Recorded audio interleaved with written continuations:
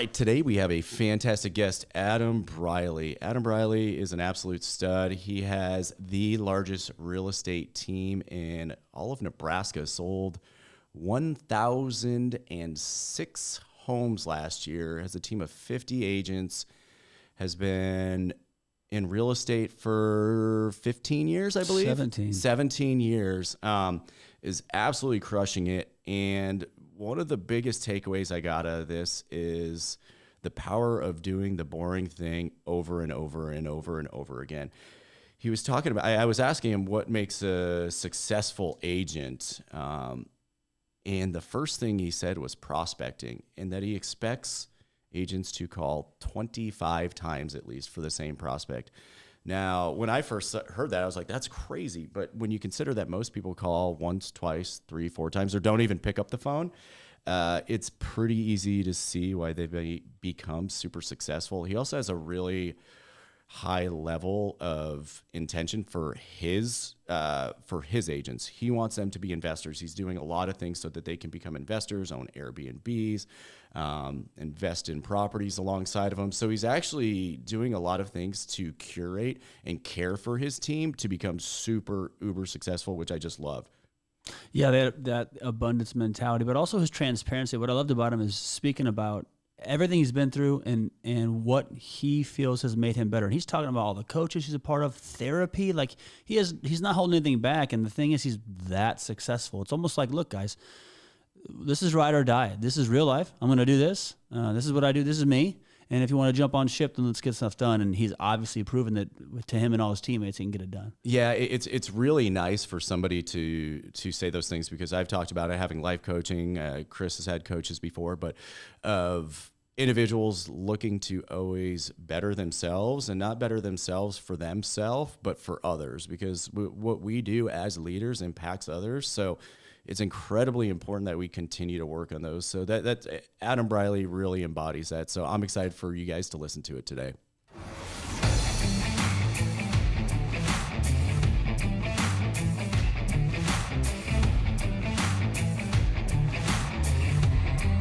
Today we have Adam Briley. Adam is a super accomplished real estate entrepreneur, runs an extremely large brokerage in Omaha, Nebraska, but I'm going to let him just dive into all the awesomeness that he does and the awesomeness that is Adam Briley. All right. Thanks for being here, bud. Yeah, absolutely. This is awesome. Yeah, sorry we couldn't make it the first time, but glad we're making it happen now. Absolutely.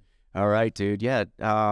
You know, a little backstory? Yeah, let's do a little backstory. All right. So I've been doing real estate for about 17 years now. I got into it when I was 19, and I'm actually a second generation agent. My dad's been doing this still to this day.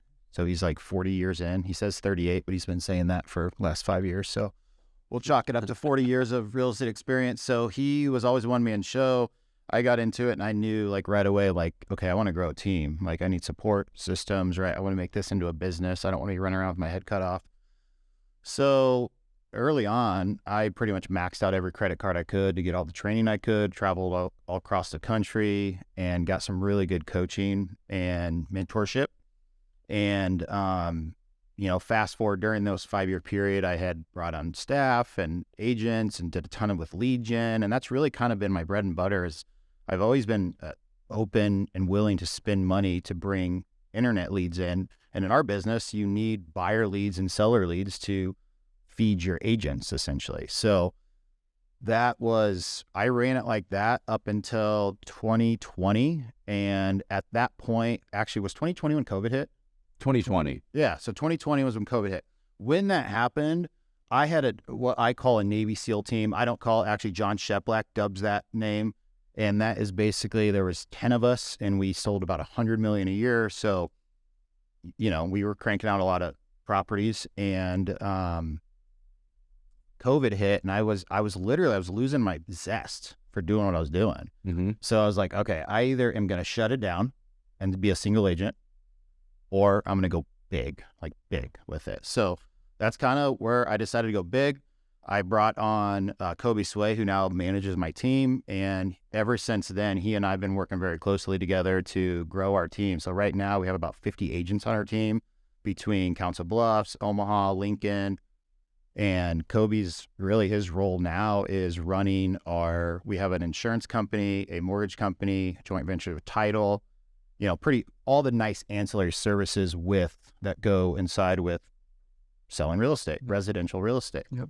And our big vision is like, we want to be $1 billion teams, right? So for Omaha and Metro, we want to be able to pump out about $1 billion worth of sales. And Annually? Okay. Yep. Yeah. I mean, we've hit $1 billion in sales easily years ago. Yeah. But we want a per year $1 billion plus in sales. So our goal right now is to get to about 100 agents by the end of the year. But we're very selective on who we bring on. Like, we're not big into we don't want bodies. We want people that are going to get out there and perform. And, so it's just constantly going out there and pushing it and growing it. Yeah, in the real estate game, a lot of people are just kind of trying to stack bodies, right? Yeah, I've never been a fan of that. And that's why I always ran this Navy SEAL team. Like, we were a family, and we're still like a family, but we're just a much bigger family. And yeah, like some of these teams are across the country. It's like either a revolving door, like they come in and they're out, or they just don't care if they're selling. And I'm like, well, if you're going to get into real estate, number one, selling real estate is a lot stressful than most people think, right? Just like a lot of things you get into. And we're always giving them the tools and to make sure that they have the tools to go out there and grow their own business, take on the leads that we give them if they choose to. But also what's important to me is helping them grow their net worth, because as a real estate agent, you can make a lot of money. And you can buy a lot of Porsches. Yeah. I mean, are you going to be that guy or gal? So we were like, hey, let's have you invest your money. Like, so we're constantly like challenging them to like, whether it's go buy a house to flip or a rental, or I have a couple agents that are getting into the Airbnb game and they're killing it with it. Wow. And she's a gal on my team, just been with me for a long time, one of the hardest working agents out there. And she has these little Benson Airbnbs, and just like, I mean, her house is like netting her like $40,000. That's awesome. That's incredible. I think what I tell every one of our employees, I'm like, guys, this paycheck should pay for all your living expenses. I mean, you should pay for your car. It should pay for your food. It should pay for a vacation. Should pay for insurance and the basic necessities of life. That's what a W-2, that's what a paycheck pays for. But the only way you're really going to gain wealth is start investing. So that's awesome that you're doing that, because I think some people think that their salary is going to last forever, that they'll keep getting these increases, and maybe they do, maybe they don't. But in actuality, they really don't have anything else working for them. And unfortunately, things do happen, or inflation goes crazy, and their $100,000 a year they're making is now worth $70,000, which after taxation, et cetera, is very, very minimal. They have a couple kids. So that's awesome that you're doing that. Yeah. I mean, I think the big thing is just helping all of them expand their mind. Like, and that's what I feel like that's what I've been doing since day one. Talk about your brokerage. So it's not a brokerage. To correct that, we are at Berkshire Hathaway, so that's technically the brokerage, and I run, ours is the Briley team. Yep. So we're the number one team in the state of Nebraska. We sold about 1,000 homes last year, 1,006 homes. No big deal. Yeah, no big deal. And about $300 million worth of real estate. And we want to keep growing it. How did you feel to get over 1,000? Was that like those last like 6-7 houses where you guys like pumping it, screaming, going until New Year's, just like, how do we get this done? You know what, Colin? I'm not really good at celebrating those wins. Oh, welcome to the club. Yeah, like for me, I'm like, I want to do more. I want to do more, right? And like, so for me, and as a leader, that's not a good quality. I mean, I'm open about that. Like, I need to be better about celebrating. Like, guys, we sold 1,000 homes. That's awesome. Big deal, right? That's a big deal. No team in Nebraska has sold $300 million worth of real estate. And, so you think like, yeah, let's do this. Is awesome. Like, good for you guys. But like, I'm like, all right, what's next? Let's do it. So we're the same way. I think kind of sickness. I know we bought. It's a sickness. We did. We bought like $71 million of real estate last year. And I don't honestly, it was closer to 75. I don't think we went out. I think there was like one closing where I'm like, I stopped you in the parking lot. I'm like, I shook your hand. I was like, good job, dude. And then we went off dealing with our other problems. Like, just what's next? What's next? Yeah, that can be a problem, but I don't know. There has to be guys like us that want to keep pushing forward. Yeah, but because gosh, then you get kind of like complacent. I don't know how to do both. My brain doesn't work that way. You know, it could be a downfall, sure, because it's nice to celebrate the wins, but like I think you could probably work hard, play hard, if you will, meaning you could live your life as a celebration while you're also grinding. I mean, it's not like we hold back on the other things that we take part in. No, you're right. You're right. Like we enjoy life. We enjoy life. Absolutely. But it's because of this. Well, no, I mean, that's not a work hard, party hard thing, even though partying's fun too. But I more mean like you can. I want a cold plunge at my house. Period. Yeah. I'm going to get a cold plunge in my house. We got to talk about that. Okay, so, let's talk about it because that's what I mean by work hard, play hard. Like I work my ass off so that if I want a cold plunge, I'm going to go buy a cold plunge. Like maybe that's the way we celebrate our wins. I don't know. Let's talk about cold plunge right now. For sure. I got to tell you this. Okay. Yes. Because I'm a cold plunge fan. All right. Tell us about it. Talking me out of it right now. Of doing the ice baths. So I'm like, all right, babe. I'm going to go get a cold plunge. She goes, okay, cool. And I was like, I'm going to give you a heads up. The one I'm going to buy is $6,000. And there's another one, the ice bath one. It starts with an M. That's the one I really wanted, but those are like $13,000. Okay. She's like, you're not going to go spend $6,000 on this thing that you're probably going to use once or twice. Okay, fine. So I went to Tractor Supply, got my tub from there, went and bought a commercial grade ice maker and hired a plumber to hook it up the right way. Spent more money than the dang cold plunge.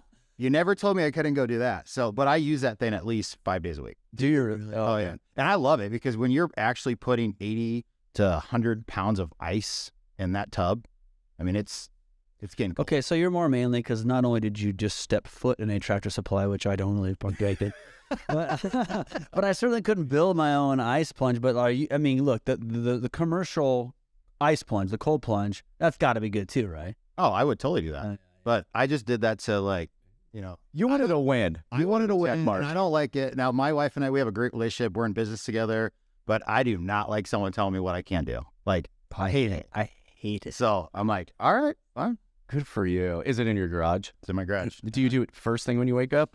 No, so I'm actually doing it at night mostly. And for me, the reason I do it is it's amazing how it resets my mind. Ooh. Like, I didn't realize this until last year, but I tend to run like higher anxiety. I found this out last year. I think I kind of talked about that a little bit. And gosh, it's amazing how it resets. Wow. Like you get in that thing. I sit in it for 5 minutes.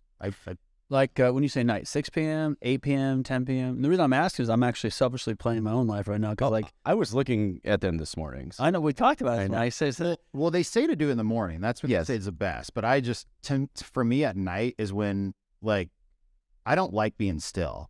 Mm-hmm. So when at home and I'm still, I think that's when my anxiety kind of and my wife's the same way. Yeah. So I'm like, all right, it's cold plunge time. That could be a great thing for me to do like at 5. That's when I struggle because like I'm finally, even though we can stop and start work whenever we want, because I'm not going to get off work at 5, but it's so hard for me to stop working. And then it's hard to spend time with the wife. It's hard to spend time with the kids. And it's almost like you could, with the cold plunge, you could shock yourself and just say, okay, calm down. Wife and kids, another reason I need a cold plunge. No, that's a great idea. Yeah, everybody says, nobody knows, people talk about it's best in the morning or before a workout, it shocks your system. For me, I picture myself using it after I've worked out. I would imagine it's already cold in Nebraska. It's already cold in Nebraska. Like, I mean, I could go jump in the lake. I'm not doing that. After you work out. After I work out. So, yeah, you can go cut a hole in the lake. I know. Then I got to get out of there, though. Just get a chainsaw and, I know. Colin can't swim. I can't swim now. Yes, he can. Yeah, thank you. Okay, good. Now I did tell my wife this morning I'm going to get one. I don't know exactly where I'm going to put it, but that's the thing. I felt like. But here's the deal. If I buy it, I'm going to figure it out. But if I just keep talking about it, then I'm going to have to find the place and move it. Once it comes, then I got to do it. So, yeah. My birthday's in 8 days, Colin. Oh, yeah, that's right. Happy birthday, bud. You can use my cold plunge. More than that. You can be the last one. You can use the last one before you change the water. Yeah. All right. Serious note. So you started, this is where we met. We went to an Avengers event. We actually met a day before that. Like I had heard about you a bunch. And, your growth and, real estate, et cetera. But we had actually met before we went to an event. You got to fly a little bit better than I did. I had to schmuck it through, TSA. But we went to a mastermind, but you're saying that you started off getting mentorship and everything. I felt like I just found a book and started doing it and had no idea that mentorship, guidance and stuff existed. How'd you come to formulate that as your decision? Like, I'm going to go to these seminars, I'm going to take all this back and I'm going to implement it. And I don't really have an answer for you, but because I was like in high school, I was like, before I got into wrestling my sophomore year. I was kind of a fat, unmotivated kid. And then I got into wrestling, that kind of gave me motivation. Then I got into like graduating, and then I started realizing like, I want to do something big with my life, right? And that for me, when I was young, I was like, I just want to make a lot of money. Mm-hmm. But there was no one around me. I mean, there's people around me that made a lot of money, but not to the level. Like when I was 19, 20, 21, everyone called me Billionaire Briley. Like they dubbed me that just because that's awesome of how I like interacted and how I like, yeah, I got big goals and big dreams, right? And like, I'm going to just do big things, right? And so all my dad and Vince Lisi, Vince Lisi's actually he's our broker, is the one that originally called me Billionaire Briley, but I'm not a billionaire.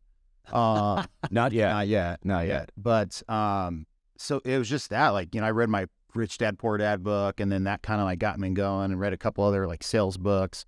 And then I was like, I need more. I need like in-person interaction. Mm-hmm. And, when you're 19, 20, you don't have a lot of money at the time. And so I got these credit cards, maxed them out, and started traveling. Actually, I traveled down to Dallas with my first event.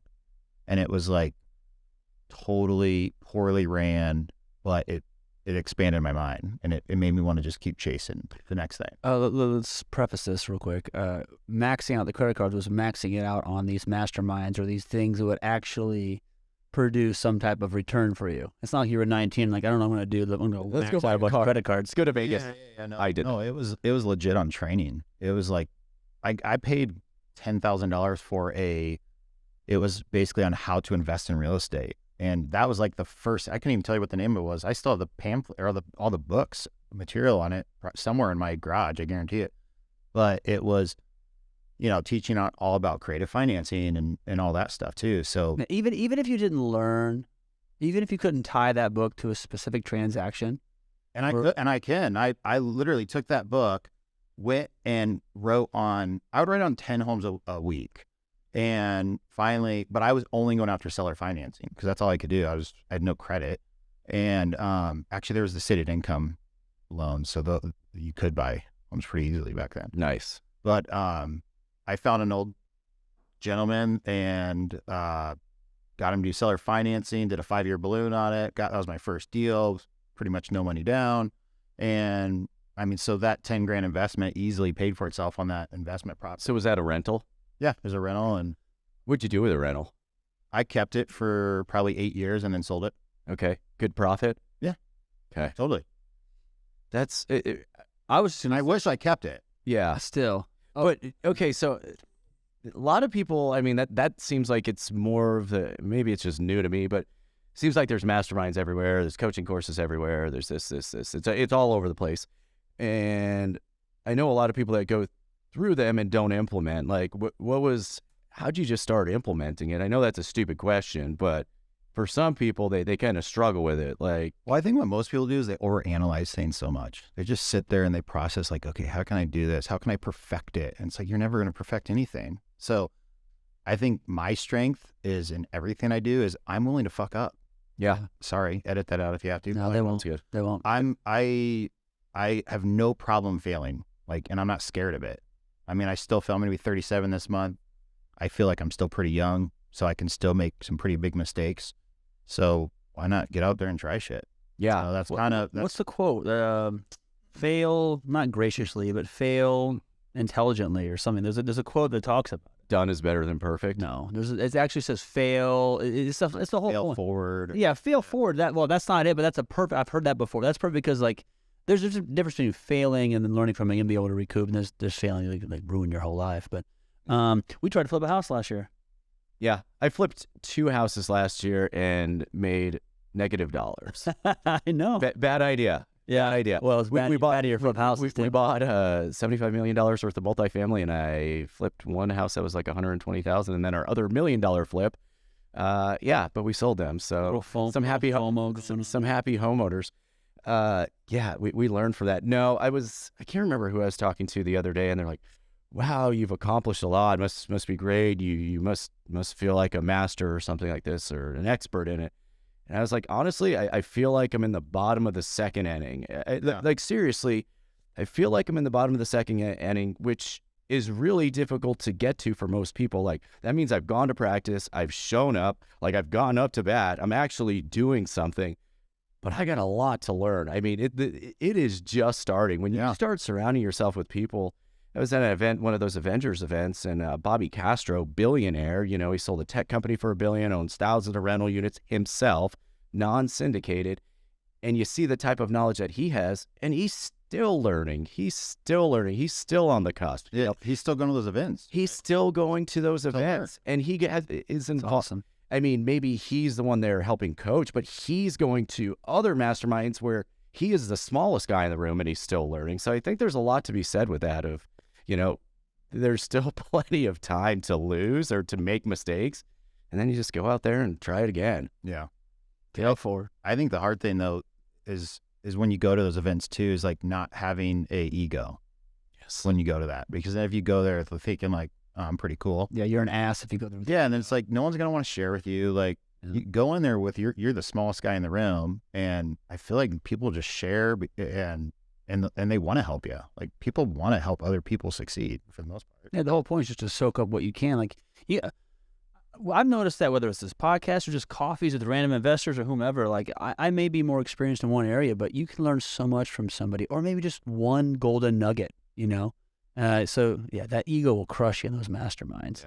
Yeah. I mean, some of these people you wouldn't know. I mean, it pays to just listen, I guess is a good saying. I was out with, was fortunate enough, a buddy, Ryan LaRue, flips houses out in Phoenix, but saw Pace Morby and Jamil out in the parking lot, and we went and ate ramen with them and hung out for 3 hours. But better believe my 2,600 rental units don't really matter when there's a lot to listen from them. And it was more of just, and it never got brought up of any type of ego, even on their side of like, oh, look at me, look at them, great. It was like forward-thinking conversation of like, these are new trends. How can we help each other, and what businesses can we build together? Abundance mentality. Exactly. What's next for you? Well, yeah, we haven't even really gotten into what you've built. Yeah, well, my focus personally is, so I still am in production. So I still I mostly represent sellers, and that's just kind of like my bread and butter. It's what I'm good at. It's what I like doing. And so I'm still in production. I like doing it. It's really hard for me to pull out of that, but a lot of people are trying to get me to get out. Like, you need to focus on bigger things. So I'm, struggle for me. And then making sure that our insurance company, mortgage company is going, which Kobe kind of has that on lockdown, and just supporting Kobe in any way I can. But probably really where my big passion is just building our investment portfolio. So last year, my wife flipped about 70 homes, and so she has a great system with that. And we fell into it.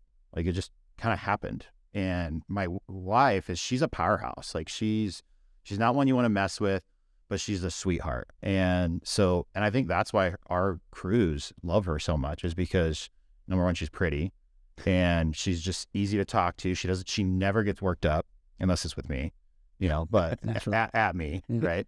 Because I messed up. You know the buttons. Yeah, I know the buttons. I'm good at pushing them. But she's so like nurturing with them and patient. So like they want to do good for her, I feel like. And so she has that going. And so now I'm like, okay, I want to build our doors is kind of where my focus is this year. 70 homes is a lot. Yeah.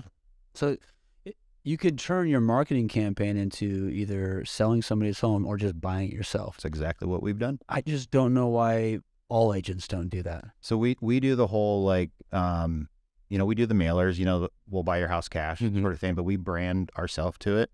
And I feel like that's actually a benefit, because people will call us, I think, over a lot of those other investors, because they're like, there's more trust with the name. Like, we've been out there long enough, and they feel like, okay, because I'm not like most investors where a lot of those guys are going in like 50 to 70 cents on the dollar, right? Where we're 80 to 90 at times. So how do you make that work then? Wholesale? Or because of the multiple avenues? Yeah, just multiple avenues, and then seeing like the potential of where it could go. And then also, I guess I look at it as like for me, it's the cost of doing business, because it's a win. And then if that word gets out, like kind of like volume, like Walmart effect, right? So that's kind of how I'm looking at it. And plus my reputation is more important than me making a buck. So if I have to make a little less money to make sure people don't feel like we're trying to gouge them, that's more important to me. Yeah, that's good. I wish, well, it's awesome that you're doing it, but you also press that on your team too. You're saying, look, this is a resource to you. I feel like I've beaten that. All I do is say, if you're a real estate agent, I do not know why it's at your fingertips, the whole world. Like, you have unlimited deals coming across your desk. Well, so that I've partnered with, I have probably 5 right now, and we're adding a couple more agents on our team that we partner with on these deals. So, I mean, and that's the beauty of it, because then it's not just me looking for properties. I have this little army of people looking for potential investments for us. What is your, and if it's proprietary, we don't have to dive in, but what is your marketing and direct mail? What does that look like for you? So we spend about $15,000 a month on direct mail. We just use REI Print, which is a company. It was REI Vault, which a lot of the bigger guys, there's a guy that spends like $200,000 a month in Omaha right now. I couldn't tell you his name, but yeah. Really? It's a lot of money. Better make a lot. I don't know what the return is on that. Yeah, I heard his name once, and I was like, I don't even know who this guy is. But you know, he just does it and kicks ass with it. But so we're actually like 3rd on the totem pole with that REI Vault. And so we have to go buy our own list, because their lists are proprietary. So we can't use their list actually, because the 2 guys ahead of us. Oh, they have rights to the territory.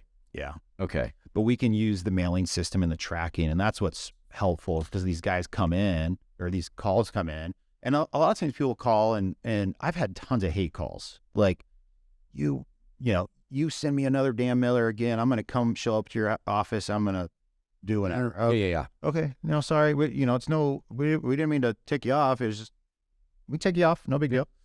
So, we get that. But then we actually give them both options and that's the advantage for us for real estate. Like, hey, this is what market value is, and here's what our offer would be. And then we let them choose. So I would say last year, of the people that called in, probably 1/3 were listed and the other 2/3 were bought. Wow.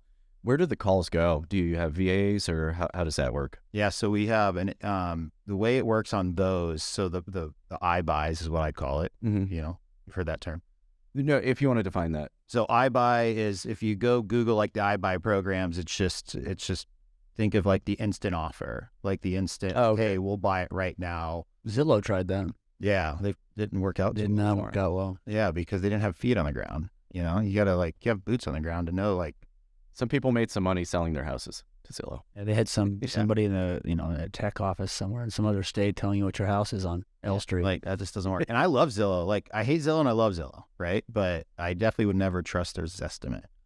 Yeah. So how it works is the mailers go out, and then we use CallRail. You guys heard of that? Mm-hmm. It's like a tracking phone system, right? So it calls into myself, which I never answer the phone on those anymore, and rings to about 5 agents plus our inside sales agent. So between whoever answers it takes the call, and they work it, nurture it, whatever they got to do, put in a certain category. And then if not, and those are agents on our team, they're taking it, because then they go meet with those folks and give them their different options. So you're just providing them the leads. So the agents are getting free leads. I mean, there's a cut, obviously. Yeah. So, because like how we work it's pretty simple. It's like, if you have your own deal, and on our team, it's like a 70-30 split. We take 30, we take 70. They can work up to like an 80%. And then if it's a Briley lead per se, it's 50-50. Gotcha. And same thing with the iBuy mailers. Those go out. That's just considered a Briley lead. So if they list it, it's 50-50 cut. So how does it work when there's an investment property? You'll purchase it, but they get the commission? Nope. So if it's one that, like, if it's one of our partners, we just go into it and it's 50-50. Like, that's the deal. We take an REI fee is what I call it. It's $1,500, just because overhead. There's work on the back end, right? So we got to make up some of that and the overhead. And then, but we either decide, okay, are we going to keep this as a rental, or are we going to flip it or wholesale it? And so like last year, this year, that's just basically the decisions we make is, what are we doing? When you say 70 homes in 1 year, is that all an actual flip or some wholesales in there? I would say probably 60 of them are flips in if I process that. And we're around. I mean, because we probably did, it was over 100 of personal type deals. Okay. And they're all single families, most part? We did one fourplex and one duplex. That you kept or flipped? Flipped. Okay. What? Last year we did great with flipping because market was crazy. And we had the crews. Like the disadvantage that most people have, and they don't process time, is the time, the resources to go into it, and getting the guys to show up to do the work. Yeah. Like or you can get a guy, like our guys are good. Like they're good quality. Like they're not like, no, it's not like a Kurt Hofer custom builder, but it's good. Yeah. And where most flips, you go in, it's like, man, this is shit. Yeah. Mm-hmm. And, but we had that, but we kept them busy. Like our guys did not work on any other projects other than ours. Like just kept pumping them out. That's interesting. Now you have to make sure you keep them that busy. And that's always a stress, like, because that is a stress for my wife and I, because we love them and they're like family to us, and we want to make sure they're always fed. So it's like, they're not employees of ours, but they're, we look at it as an extension of our family. Yeah, he wants what's best for them. Yeah. We have guys that bring us deals too, and like, if we haven't closed a deal in a little bit with them, I always, personally, I'm like, oh, I feel so bad. Like I want to close one now. Now I want to go buy one just so they can, Yeah. If you care about the people though, too, it goes a long way. Yeah. What's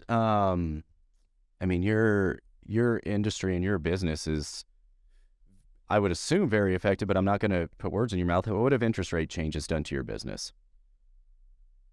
I feel like it's a summer market right now, and it's been like that for 3 weeks. Like tons of multiple offer situations. It's crazy. It's like we should be marketing or something. But and that's for residential sales. Okay. So I don't know. We're in a weird time right now. Like I was just talking to Vince before this. I'm like, what is going to happen? Like, what's the future? I believe the Fed just raised the rate again, didn't they? I don't think. I thought it was 0.25% yesterday. Was it yesterday? 2 days ago. Sure. Okay. Anyway.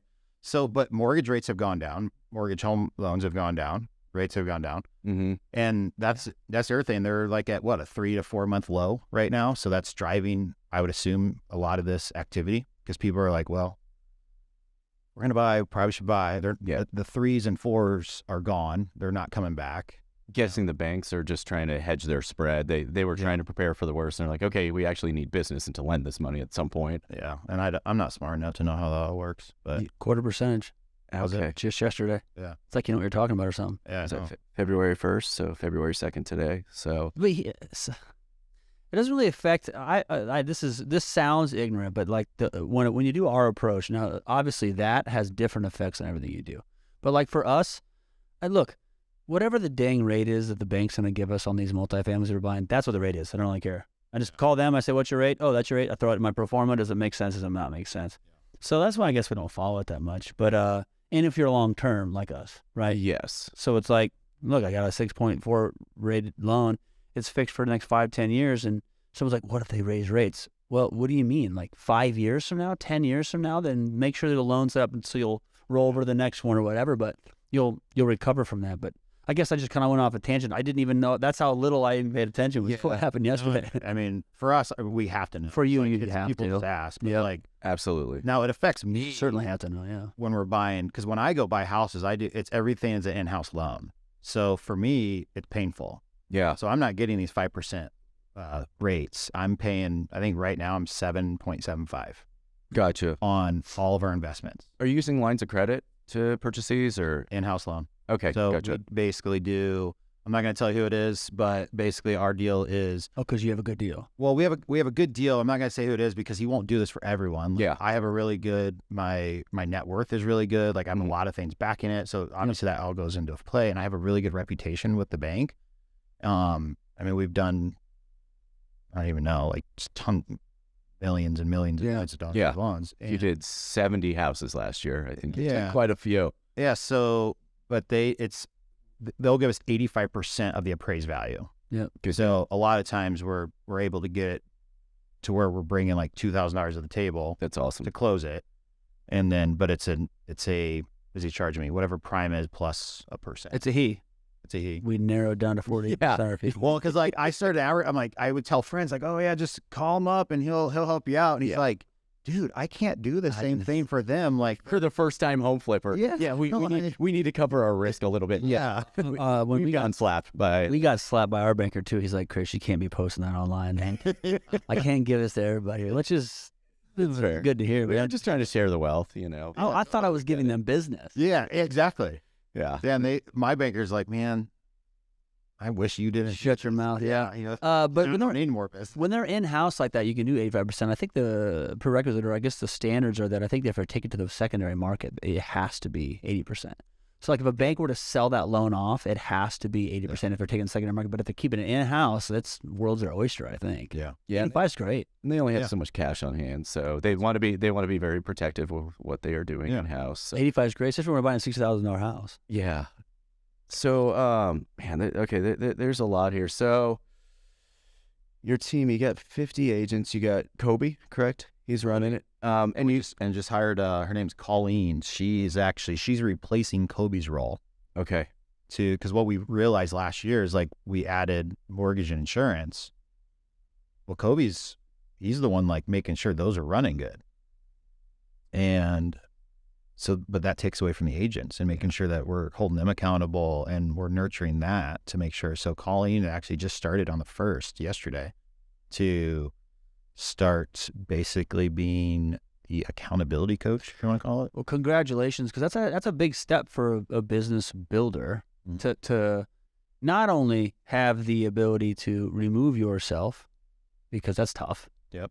But then also find the person who A, you trust, but B, trusts you. Like I'm sure Colleen left whatever the heck she was doing beforehand, and that's a big jump. But I mean, now she runs a whole team that you put together, so that's awesome. Congrats. Yeah. When did you start removing yourself? You said that was 2020? Yeah, when I was saying remove yourself, I meant you and Kobe. Yeah, well, Kobe, he's a brother to me. Like, just like probably how you guys work, right? Like, so I trust him, how he runs things, and he can make, I give him pretty much full control to do what he feels is needed to run the team. Yeah. Or any of the business that we're involved with. Including... He doesn't do, and he's the one that hired Colleen. He doesn't do anything with the whole iBuy stuff. Like he's not in with investments. Now we partner with him. Like we're doing Stacy and I and his wife, Amanda, Kobe's wife, Amanda, is my number one producer on my team. She sold 20+ million last year, kills it, just from small town somewhere in Fargo. Yeah. Somewhere around there, farming community, just is a workhorse. What makes a successful agent? What are some of the characteristics that you've noticed? I think someone that's willing, you got to prospect. You got to pick up the phone, right? Yeah. Like, just like probably you guys finding deals, you got to pick up the phone. You got to like be proactive. If you're going to sit back and just wait for leads. It'll work. Right? Like, man, there's no... They watch this Selling Sunset set. Whatever that show is. Like, well, those brothers, they put in the work. Yeah. It's funny. I don't want to broad. It's funny when everybody... I know this because my wife loves selling. Oh, God. When I first started, everybody's like, how are you finding these deals? Drama. No, that sounds terrible. It's drama. It's fun to watch with drama. Yeah, everybody's like, how are you finding these deals? How are you finding these deals? I looked on the MLS and, I'm not seeing anything. Okay, did you offer on it? No. Well, it's a deal at a price. Like, give the price of the deal. Oh, did you search for multifamily owners in Omaha and then decide to send them letters? No. Okay. Did you go and just put in their name and their address and see if a phone number popped up? No. All different ways. But I listened to Bigger Pockets for 2 months. But I did listen to Bigger Pockets for 2 months. Yes. Yeah. And I attended one meetup. I know. Congratulations. Did you see that for rent sign out there and call that? Because on the other side of that, there's an owner that has a vacant property that he might just sell it because he doesn't want to fill that shit. Yep. No. Like, so it's, yes, back to your point. Prospect, you have to do the work. You have to do the boring work over and over and over again. The boring work. That's it. The mundane, boring ass work. There's nothing sexy about it. And that's, who's ever willing to do that is the one that's going to win. I've heard that a million. It's because it's true. What pushes the ball forward? It's doing that type of work. What creates your outcome? You have to do those things. Nothing is going to fall in your lap. Yeah. Nothing. Even the lottery winner still had to go buy his Powerball tickets. He had to go to work and go make that money to go buy his Powerball. He had to do some work. But most of those guys lost it all the way. Yeah. So. Yeah. There was a study. It's like 89% of us. There's something ridiculous. Well, that was their investment strategy. So. Yeah. So they gave it to their friends that invested it into some new business ideas. Really sick. Okay, so besides that, they got a prospect. So that means they have to, I'm putting your words in your mouth, the agent has to be disciplined. So they have to show up. They have to be disciplined. They have to do the boring work. Yeah, like let's take Amanda, for example. She has her set schedule. She shows up.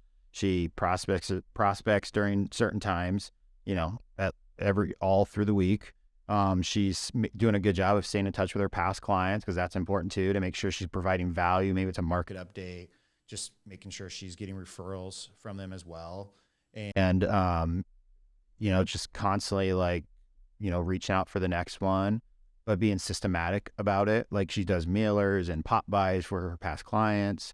And that's what a lot of our top agents do anyway, but it's, or like, let's say it's a newer agent on the team, and we do a lot with lead gen. So we're Nebraska's only Zillow Flex team. And what Zillow Flex is, there's two ways that you guys have heard of Zillow, right? So Zillow is a multi-billion-dollar company, and there's two ways that Zillow makes their money. They either make it from real estate agents paying monthly for leads. Like when we left Zillow market-based pricing, we were paying them $30,000 a month. Mm-hmm. And we switched over to Zillow Flex. And so we don't pay them a monthly fee anymore, but we pay them a referral. So like last year alone, we paid them over $1 million in referrals. Wow. So, it behooves them to give us more people because they make more money. It stinks because we got to pay a hefty referral. How'd they choose you? Performance. Yeah. Our performance. And then we're actually one of the top teams in the country for our performance, for the number of leads we get, for the conversion. And they track customer satisfaction. If you don't have above a certain percentage score, you will never be asked. Now, we had to go through an interview process. It took like 4 months to get it. So they're really holding you accountable. So it's like you're almost a franchisee of an organization. Yeah. Like you have to follow those rules, and it's a little bit. We have a great relationship with them now. So like we're awesome, but like there in the beginning, it's like, man, did we make a mistake by doing this? You obviously do have a good relationship, because if you pay them $1 million in referrals, that just means you made a lot more than that. Yeah, and then what it does is it feeds the ancillary services, right? And then it feeds my agents too. But let's take lead gen, for example. If you get these leads that come into you and you're an agent, there's a lot of real estate agents that will call a contact like twice or 3 times. And we try to instill into them, like, guys, 25 times. Like, you can't just think you're going to call them, or like how many times you call a prospect and they ghost you forever. And then like, I got this guy, he has a package of homes. I've been working him for 5 years. And I just heard from my ISA as I was pulling up to here to do this. She goes, hey, so-and-so just called. He now wants to sell. But I put in that work. And then you thought of us, right? Yeah, totally. But like, it was literally month after month, I would reach out and I was texting with myself or phone calls with myself.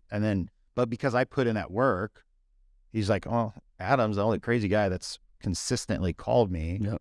You're top of mind. Top of mind. It's the same thing with, starting the meetup group. Everybody's like, you should be charging for that. You can make so much money. Why aren't you doing this? Why aren't you doing that? And, I'll come out with some sort of paid model, which I'll use it to make it better. But because I'm top of mind for a lot of different items, like, oh, who buys real estate? Well, I know Colin buys real estate because he talks about it every month. He spends his spare time organizing events to talk about real estate, and he continually does it. So it's being top of mind, being just, so you have prospect, you have follow up. I love the 25 times. That's but a lot. It's amazing. That's hard for it's hard to be told no. Well, yeah. I mean, as an agent, or for like, especially a newer agent, like they don't get with them right away, or they just don't get a hold of them within like 5 contacts, let's say. And that's me even being wishful thinking. If you're talking about the whole market, they probably give up after 3 attempts. Well, they didn't answer, so I'm going to go on to the next. Boof. fucking who? Man, keep calling them. Right? Pick up the phone. What is that? Wolf of Wall Street. Pick up the phone. Well, I don't know if you saw this, but like I was alarmed by this statistic. So in the Omaha Board of Realtors, Vince just told us this Tuesday, 62% of the agents in the Omaha Board of Realtors system, so there's about 3,500, sold less than 2 homes last year. Jeez. It does not surprise me. That's insane. That does not surprise me. It's 2 homes. So that's like they made like, if they're lucky, $10,000 total plus taxes, minus taxes. I think the important thing for them, right, would be to maybe jump on a team like yours. Yeah, I mean that's like most, and that's like because if they're rolling solo or whatever, or they could have just a bad team because there's a difference between maybe some lead gen, but then like no coaching, no nurturing, no anything, and most teams don't do the lead gen. Actually, I shouldn't say there's a lot of teams that do the lead gen. We do, but they don't. Yeah, they don't have the whole package. And I'm biased, of course, but like I had a guy. He's a new guy that's looking at our team, and he came to our sales meeting Tuesday. And this is why I don't do this. This is why it's all Kobe that does this. Because he comes up to the office. He's like, "Hey, can I grab a minute of your time?" "Yeah, sure." And he goes, "So why should I be on your team?" And I start giggling. I'm like, "I'm not going to sell you on being on my team. Because if you don't see the value from what we just went through, like, you probably shouldn't be on my team." Mm-hmm. And Kobe's looking at me like, "Dude, dude, I need this guy. He's a big deal." Well, yeah, he's like, "Can you just let me handle this?" Like, and maybe that's like my ego coming out. Oh, yeah. Like, I'm like, I don't know. I mean, sure, it's a little bit of ego. Chris has to pull me back sometimes too. He's like, "Colin, did you really have to say No, that's ego. No, I'm just joking. No. It's not actually, because I'm sure there's a little bit of ego, but it's also like I can already sense from that dumbass question that you're not gonna do what it needs to get done. Have you done the research and seen our stats and seen what we do and seen how everybody else produces? I'll tell you why. Why you here? Yeah. You got up, you brushed your teeth, you got dressed, you came to this meeting because that's why. Well, and the Adam Lyons, go back to him. So he was a real estate agent in London. And he told me how he ended up being the number one salesperson in his brokerage, is because how that works is like, first, if you want to, you like apply, and it's like a 6-month plus process to get into the brokerage. Wow, so not like here. Yeah, I mean you can get into it once you're licensed. Like anyone's gonna hire you. Yeah, like for the most part, like as a brokerage, and so they make you chase them. So they'll float out like different ideas, like, "Yeah, if you want, maybe you can stop by the office." And it's the ones that actually show up. Those are the ones, like, if they do that month after month, like, "Hey, I'm Adam Lyons. I'm thinking about, I'd love to be on at this brokerage." So like, it's the ones that keep doing that over and over again. They're like, okay, they're committed. Like, they're ready. That's cool. So who's that big agent out of New York, like Ryan Seahart? There was there was a story that he was saying. I'm going to somewhat butcher it, but basically he was a young agent, got some crazy offer from this guy that wanted to buy an $8.5 million penthouse. It's all written up, and Ryan's just like, "Yes, I'm going to make a big commission. I've hit it. Like, yes." Gets it under contract. Guy ghosts him, and Ryan's just texting him every minute of every day, just reaching out. Guy ghosts him. 3 months later, it's locked up. Attorneys are going after it. Deposit comes in. The guy sends an earnest deposit of like $100,000 or $500,000 or whatever. So he's like, "Yes, making progress." Ghosts him for another 3 months. And he's just writing them every single day, every morning, every night, nothing, until one day, guy responds. I can't remember the message that he sent him to like perk his interest, but the guy responds and, "Oh yeah, because Ryan said, I'm going to be in London. Would be great if we caught lunch together." His bluff. And he's calling his bluff, and he's like, "Oh yeah, perfect. I'll meet you there." He's like, "Oh shit." So he gets on a plane, goes there, sits around this cafe for like 6 hours or something. All of a sudden, this guy comes down. There's like a caravan of Suburbans that comes down. They meet each other. The guy actually finally does the deal. Just this big, crazy process. And then he says, now fast forward, they've done $500 million of transactions together. And the reason why the guy didn't care is because he's a multi-billionaire. And this was like something he didn't care about. It was literally like buying a pair of shoes for Tuesday. It's like buying cryptos. Yeah, and he did not care. But he stuck with that, and just look at the return on just being persistent. It didn't cost him anything but the time, and he wasn't making money doing anything else. So that's a very applicable story. That is. So okay, you're talking about the Navy SEAL mentality and kind of the training. How do you? I feel like are you kind of breaking these people down and building them back up? So what I meant by the Navy SEAL team is, again, I heard this from John Sheplack, who's an amazing real estate coach, right? And just more like the ride or die dude. Oh, sorry, actually, you tell.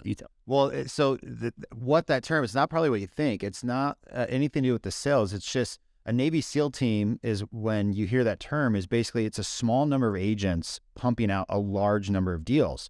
Well, as the team leader, number one, you don't get rich off a team. Like I don't care. Like there's very few people that will make a lot of money on their team. Essentially, you're going to make money on the ancillary services. That's really how you're going to make your money. Like, and that's what I found. Again, very few. There are some that make money, but it's not a lot. And so Navy SEAL team, small number of agents pumping out a large number of deals. Well, if you lose one or two of those agents because they go start their own team or they go to another team, well, you just killed your numbers. So the whole idea is like, so then I was like, man, because I've lost big producers. I've let go of big producers because they were just a cancer to the team. And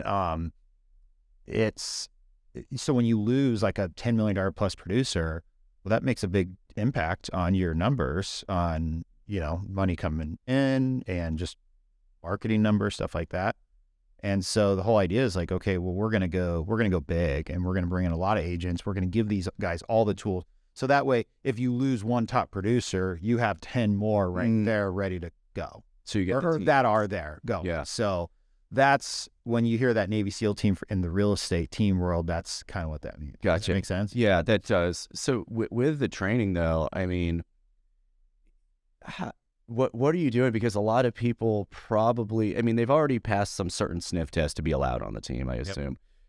But then what are some things that you're instilling? And maybe you've already gone over them, but the 25 times, like that number's sticking out to me, of just kind of being a minimum of how often. What are some of these things that you're breaking down some barriers of, like, guys, this is what we have to do gals, this is what we have to do to be successful here? Yeah. So, so when they first start, they have to make 1,000. And I'm not as good as this because this is all Kobe's system.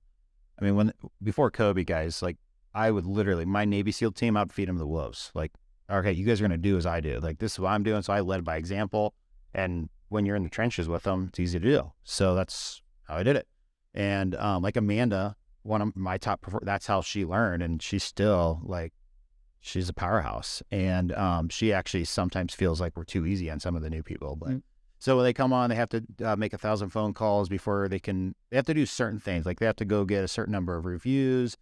They have to have references. They have to make these phone calls just to get them used to making phone calls repetitively, right? And a lot of it's just cold calling. Yep. Unfun stuff. And then you gotta show you're gonna do it though. Yeah, and then they're going through a lot of training as far as like how our CRM works, and contracts, writing purchase contracts, listing contracts. And it's all in, like, there's videos that we've just made that they can watch, and they can do it at their own pace. So some of them take a month to do it. Some of them will knock it out in a week. Some of them have taken 2 months. So they have to do all that before they can go out and take any leads. If they go sell a house, that's fine. We'll help them through that. So every time an agent joins the team, they get a mentor. So another agent that's a veteran gets assigned to them, and then we pay the vet, basically based off of their performance. And that's this, like, essentially as they're coming on. But then the biggest thing is just constant reminding them. Like, we repeat most of our team meetings. It's repeating some of the most basic stuff, such as just like, okay, everyone, raise your hand. Who's spent more than 4 hours prospecting this week? A lot of times it's like, raise their hand or not, they're like, oh shoot, I should have probably been doing that. Yeah. Or like, all right, have you hit your 25 contacts on your last 10 leads? Raise your hand, And so in the beginning, it was like 1 or 2, and then slowly over the course, you get more and more people raising their hand.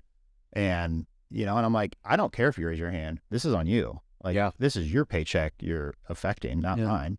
Like, I'm all right. What's that whole, get him to the Greek? Like, I got 22 kookaroos. Right? Because like, and for me as a team leader, like I don't need their money to live my life. Yeah. Like I have great investments. I don't know if I've heard anybody quote that movie. That's awesome. It's actually one of my wife and I's favorite videos. So if you want to just laugh. Now I need to see it again. But it's, it's like, so I don't, and that's what I think what's a little different is like, I don't have to have them perform, but we want it. It's like, you have to be able to want it. I can't motivate you. You have to find your own motivation. So we are big on like, okay, what are you going to do? Like, what are you doing for yourself spiritually, mentally? Are you taking care of your health? Like, so one thing I've been pushing is like, I gained weight, guys. Like over the last 10 years, I put on a lot of pounds. So I'm like, this was the year that I was like, this is the year that I'm going to start taking care of myself. So I cut back on my booze. I've lost 18 pounds since I started this 3 weeks ago. Nice, man. But I have to, because I'm like, I can't tell them to do this stuff and not do it myself. Yeah. Right? I went through the coming to Jesus moment last year when my wife's like, okay, we had a pack, and when we got married, and one of them, we wouldn't tell each other how to spend money, not because it's like, hey, I want to hoard money here, but it's like, I buy stupid stuff, she buys stupid stuff, we view it as stupid stuff, that's fine. Like, it's cool, just go spend it, whatever. And then if we get out of shape, we will tell each other, well, of course, she has 3 kids and looks the fucking same, but me, I gain all the baby weight and gain 40 pounds. So, yeah. That's what I did. I had to do something about it. There is something saying that the man does gain it alongside the woman. However, my wife lost it all. Same with my wife. I don't understand. Like you have 2 kids, and you're right back down to where you started. Yeah. Here I am. And not every I can't find her like that. No. That's awesome. Yeah, you're right. And she certainly tried hard too, but I was like, what's my excuse? Yeah. Like, what am I doing? You're not like hardly, like. No, put down the extra cocktail. Like, there you go. That's what it is. Do you really need Taco Tuesdays? Yeah. Tuesday, Wednesday, Thursday, Friday? Like, do you need the extra chorizo on your taco? So, yeah, that's... Well, and then what does that do? Like, I was drinking every single night. Yeah. Like, literally, I was a big Scotch guy. I would sit out. We lived out on an acreage before we sold it this last year. So the last 5 years, I'd sit outside, during the summer, springtime. I'm a rocking chair. Well, I would work on my computer, do a lot of catch up, but I would have like probably 4 scotches, smoke a cigar, and just living the billionaire bride. Yeah, but it was every day. Yeah, catch up to you. And I'm like, you don't think it affects your mind, and you don't think it affects your performance, but it's like, oh, it does. Yeah, because now I haven't been doing that. And I'm like, my wife's like, you have to stay on track because dang, your mind's like it's like you're sharper. Feel better, look better, everything. You sleep better, get up, have more energy. Yeah. So I sleeping was what really made a difference. I know. Yeah, I suffer from the same thing. Living on a lake, it's just like, it's vacation time. What's up? Let's go on the boat and have a drink or 3 or sit by the dock. It pays to surround yourself with people who are thinking that way as well. That want to pull you away from that. Like, it's okay to do those fun things and relax, but like, how do you slow it down? Yeah, just I have to stay away. Like, because we have a place in Bogie, and when I go there, I'm like, Bogie time. It's Bogie time. It's impossible. It's impossible not to. So we decided we're going to Airbnb our place this year because we're like, I just can't. Because I'd go up there every weekend. Yeah, and every weekend I'm an IPA guy. Yeah. You know what IPAs do to you? Oh. When you're drinking a lot. Those feel wonderful. Until now, it's down. I know. It's like the worst beer you can drink. It really is. I've only had 3 beers since June. It's crazy. Really? Yeah, you were the catalyst for me getting started on this whole health. Like you did, but you have beers. But I also hit a portion where the inflammation on my face was a little exceedingly. 18 pounds in 3 weeks. Yeah, that's awesome. They say the first few pounds are the easiest though, so we'll see how far this goes. Yeah. So what's the goal with it? That's some bullshit negative. Yeah. I'm at 240 right now. So I hit 260. So I'm at 240 right now. So 20 pounds, but I fluctuate 5 pounds in a day easy.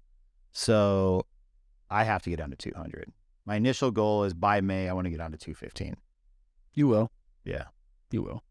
So what are we going to do to do it? We start doing push-ups right now. Just get after it. A push-up contest. Yeah. For me, it's like, it's the simple stuff. It's like tracking your food in MyFitnessPal, which I hate doing, but it's like, it's just become a habit. The boring stuff. Yeah, the boring stuff and working out every day. And you love working out. Yeah, I love working out. It's my stress reliever. Yeah. And the biggest thing was cutting out the booze. Yeah, there's calories there, and it is the sleep. That's what starts to detriment, and then you just can't work out as hard, and then you make bad decisions with your food because it makes you feel better. What I would do, talk about gross. I would wake up. So I wake up in the middle of the night and I go to the bathroom. I have to pee. Yeah, like I have to pee right now. I'm like, but look how much water I'm pounding through. But like I always have cotton mouth, like so I'm always drinking. I drink so much beer. Or used to it. So I wake up in the middle of the night, and then I gotta go to the bathroom. I'm like, I'm gonna go in the kitchen. There are Reese's in there, or peanut butter. Peanut butter is always my go-to. So I'd have like 3 big spoonfuls of peanut butter. I mean, you know what that does to your gut? It's like 600 calories. Yeah, but you know what that does to your gut when you're sleeping? And you sleep like shit. Yeah. So it's like, what am I doing? Because I have a very addictive personality, extremely. So like you put something in front of me, like, I just go crazy. All or nothing. Yeah. Oh, totally. Yeah, you guys know DoorDash does a double dash, right? And there is something when you order Cold Stone, and then you order some crumble cookie that coincides with it. So you get some Cold Stone ice cream with some chocolate chip cookies, and you put that Cold Stone with that chocolate chip cookie, and you eat the entire pint. Yeah, with 2 cookies. That's like what, 2,000 calories? It's like 2,000 calories for 2 bites. Yeah. Yeah, you do cook. Crumble cookies like 1,000 plus for that one cookie. That's why a serving's like a sixth of a cookie. Yeah, because when you look at it, it's like what, 250 calories per serving for 3 bites. Wait, that's not the whole cookie. Find me that psycho that only has 1 bite of a crumble cookie. I'll eat 2 crumble cookies easily. Yeah, and one. Yeah, like it's like crack. I'm getting hungry. Yeah, my 2-year-old, he gets that much, but that's because I hide it really high from him. That's all he gets. So a 2-year-old crumble cookie, why are you going? No, 2 or 3, man. No, this is gonna go forever. I know. I really, really, really, really could actually. But before we go, there's so many things I haven't got into that I want to get into. Yeah. So we have a final 3 right now. Do you need to go use the restroom or just keep rolling? Keep rolling. Okay, man. Yeah, I gotta go to the bathroom, but fucking man. Okay, cool. Since we're talking about this, what are, and we call them, I guess we'll just do the final 3. I kind of want to roll. There's going to be more questions. You want, man. All right. So you own the place. Thanks, man. This is the final 3 with CNC. If you didn't know who CNC is, it's Chris and Colin. But I'm going to ask you more than that. But the first one I'll start with, and I ask this to a lot of people, are habits. It doesn't have to be daily, but what are habits that we just talked about it, but what are some daily habits that you have? So for me, the healthy habits that I'm doing, that when I'm doing them, to me, it truly makes a difference, is number 1, to start a little bit backwards, is making sure I'm getting to bed at a decent time. So like I try to be in bed, not sleeping, but I'm in bed by 10. And then generally I read the Bible. So I'll generally pick up the Bible and I'll read out of whatever book I want to read out of, that I'm on. And then I'll read there for about 30 minutes, and then I'll read. Is that at night? At night. Okay. And then I'll read, some sort of like self-help book, generally. At night as well? At night. And then getting up. So lately what I've been doing is I get up and I go lift my weights. So I get up around 5:30, get up, go lift weights from like 6 to 7, come back, shower up, get the kids off to school, and then it's whatever I have going on that day. Yeah. That's awesome. So the habits for me is like, okay, what am I putting in my mind? What am I putting in my body? That's what I'm focused on. That's it. And then for me, the work stuff will just become easy. Yeah. Who's the book that wrote Who Not How? Dan Sullivan. Not Dan Sullivan, but he wrote it with him. But yes, yeah, one of the Dan Sullivan books is either in Who Not How or one of the other ones. And he talked about that the last hour before bed, it's near the end of the book, that the last hour of information or things that you are consuming occupies like 80 to 90% of your sleep. So that is what your mind is focusing on. Dr. Benjamin Hardy. So the last hour of information you're putting in. So think about how many people are like, Instagram, this person doesn't like me. I'm going to watch the news, and literally that infects you. So I've been listening to Dr. Joe Dispenza as soon as I wake up. It's like some meditation and breathing. 10 minutes, it's plugged into my head, and it's positivity.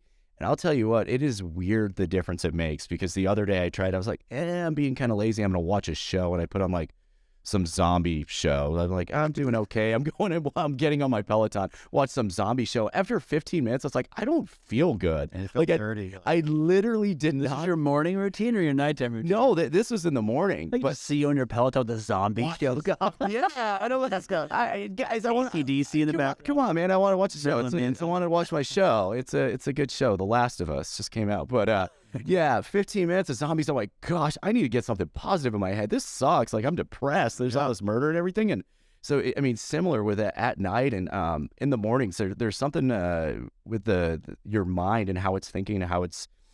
Although you're in a slower state, there's a portion that's like absorbing emotions more in that first like 10, 20, 30 minutes that you typically don't capture. So putting that positive information, and like that's why people practice gratitude and everything in the morning, because it sticks with you. So and I got to work on that. I got to work on the gratitude thing for sure. Journal, right? That's what you got to do is journal. At least like the human approach or whatever, like that's the big thing. Wake up, make it about you, journal a bit, either goals or gratitude, or I've heard really good things. Huberman also says that 2 drinks a week are bad for you. So you know what? That's a little intense. Hold on. Huberman's an idiot. I'm sorry. I'm kidding. No, first off, he doesn't necessarily, I mean, he's just relaying science. He is relaying. We just can't handle the truth. We just can't handle the truth. Yeah.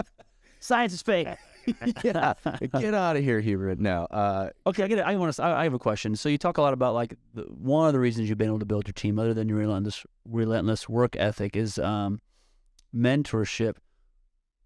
Right now, who would you consider a mentor in your life? So I have a few mentors. I'm going to consider Adam Lyons is now one of my mentors, and I'm going to go deep with him. So I'll be going deep with him. And so far we're 2 calls in and it's been extremely worth it. So Vince Lisi has probably been my biggest mentor in my life, and he's the broker of our company. We've done tons of investments together, and they're investments that I'm bringing to him, and he sees the value in it. And then he's just always like, he doesn't give me handouts. It's nothing like that. It's just more like, all right, Vince, this is what I'm struggling with. Like, what do you think? And he's always been there to help me, like guide me in building my business. So I have another one that I don't share his name, but he's just a multi-billionaire and very good with business, and he's really expanded my mind on money. And I've never put money on a pedestal, but like really, really opening my mind more than it already was on the whole, other people's money, right? Like I was always big into financing. Why not? I like leverage. I'm not scared of leverage, but he expanded a whole nother, just like how to work the tax game and leveraging and other people's money, and just how to really take that and then and grow my net worth to a whole nother level. So he's really been impactful as well as far as expanding my mind. Any tips in there from him that you think everybody should know? So he is. No, you can't. Well, sometimes like it's just like when you go to these events, right? It's like, I know I keep saying like the expanding the mind, but like to me, like I try to do things that scare me. Mm-hmm. So like, I remember we were talking about a deal and it was a $500,000 investment. I had never done a $500,000 investment at that time. How am I going to do this? Getting $500,000 cash? Like, how am I going to make that work? Okay. So I'm never really cash heavy. Mm-hmm. Just never had. And so I'm like, how am I going to make this? It's a really good investment. I'm going to do this. So he's like, all right, this is what you could do. And so, like I went to multiple different banks. Most of them told me to go F off. Mm-hmm. But I got 3 of them to commit. They all knew what was happening. I got the investment in, but they all wanted a smaller piece of the pie. Got my investment in there, and that investment that 500 has turned into like 1.5. No big deal. Oh man! So it's just, and I would have never thought to go and like, I can go talk to multiple banks and get an unsecured loan on a deal like this. That's great. Because it wasn't real estate; it was just it was a business investment. So, like, okay, cool. That's. Is the phrase going deep? Is that, have you heard that from other coaches or not? Because like I actually, when Trevor McGregor, when I used him, like I think it's Tony Robbins thing. I don't know for sure, but he's like, okay, come on now. He'd stop me right in the middle of a session.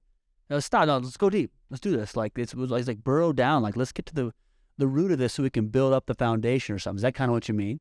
Well, that like when I say that, it's like it's a couple different things, like going deep with a certain, like instead of like going super wide, like so in business, like doing all these things like half-ass, like let's just pick a few and go deep with it. But then one thing, so I go to therapy at least once every 2 weeks, and that was my wife's suggestion. But I got the ice machine. Yeah, got the ice. But I will say that has been impactful, because going deep with a certain topic, and a lot of times it's like the most simplest thing. Like for me, like one thing I came to realization, this was last week, I was talking to him, like, man, things have been going great. But then what happens is like there's something that will trigger, and then like my wife and I got into an argument. It just threw the whole damn day off. Mm-hmm. And he goes, well, the problem is, he goes, it's because you're not, like, as we were talking through, he's like, most people, they're not, I'm going to say this wrong, they're not comfortable being okay. They're not okay being okay. So like the moment things are too comfortable, too okay, because like shit, just you do something to self-sabotage it and mess the whole thing up. Like, because like for me, I've always put myself in an uncomfortable situation. So I'm guessing that's why. You like that fight. Yeah, I like that. And like in business, it's always like I'm always putting this in a like, oh man, this is scary. Yeah. Right? But I don't know, it's just kind of how I've lived my life last 17 years. So, but I do it with my personal shit too. Yeah. You know, I got to separate that. That's funny. That's deep. Well, yeah, no, I mean, I've got It is. No, I've got a life coach too. And I mean, basically it turns into, you know, just working on all sorts of issues, but it's turned into like business advice, but it is just like some of those random things. I'm like, yeah, I got in this fight with this person or argument. He's like, okay, let's break this down. Or with my wife. And he's like, okay, let's break it down. And like, let's look at it from this angle. He's like, I know how you feel, but let's look at it from this angle. Do you want to just keep fighting in your own cage, or you want to actually be free of this? Yeah. And yeah, it's call it therapy, whatever. I think it's just becoming a lot more known as there's a lot of difficult shit that we deal with, and it's helpful for somebody that's not involved in that particular situation to see it from like that third person perspective, not take a side, but also be on your side, and that they're trying to help you get through that, and not self-sabotage. Totally. Yeah. Here, I've got this is as I said, I do like this question. What do you want to be known for? I always, like, it's been like this forever, but like things that are important to me is making sure that I'm giving back to my community, and that is something that we do a lot for. But like I don't look at anyone as a dollar sign, as far as like when I run my team, when I'm a part of running my team, because Kobe does a lot of it, but I want to see people succeed. Like, I want to see him win. I want to see him win big. Like, I want to see like agents on my team become multimillionaires. And I don't want them to make it all about money, because life's not all about money. I certainly don't put it on a pedestal, but when you make money, life tends to be a little bit easier, and then you can take that money and go help people. So I want to see the surrounding people around me, like, just grow and get better, like, every day. And generally for me, it's like, sometimes it's just acknowledging my own shit and working on myself, and then I can lead better by example. So true. That's powerful. I hope that answers that. Yeah, no, that's great. There's a quote that people say that money can't buy happiness. They also say that people that say that have never given it enough of it away. Yeah. Or they just don't have any money. Yeah, but I mean, the fact is, when you can give enough of it away, as you said, helping people, building your business, spending money on training, spending money on yourself to help people, like, it's that's what it's there for. Money is a tool. You can use it for good or bad. You can have a pistol to go do this, or you can have a tool or hammer to go build something. Yeah. I mean, that's what it's there for. Adam, thank you, man. Yeah, this has been fun. This is cool. What could have gone for 2 more hours, easy. For sure. We didn't have a second one. What are you? How can people get a hold of you, and what's something maybe you're looking for, or people that you want to get in contact with? Anyone, like, so again, we're residential real estate. So anyone that would be looking to buy, sell real estate, I'm always willing to help someone if like they're thinking about getting into real estate. I'd be more than happy to talk to them. For me, probably my focus is engaging in more people that want to get into real estate or are in real estate, and they're not in part where they want to be. And hopefully we can give them the tools to get them to that level. So I'm in the attracting agent business at this time. Good deal. Yep. And people just find you online? Yeah, you can Google Google me, and it generally will come into Caitlin or someone on our team, and then they'll pass it off to me. David Goggins says that as well. Google me, motherfucker. That was basically. You'll find me. It's great when he says that. Oh man, we said a lot of F-bombs on this, but it's really good. Adam, thanks, man. Appreciate it, buddy. Awesome. Thank you you, guys. All right.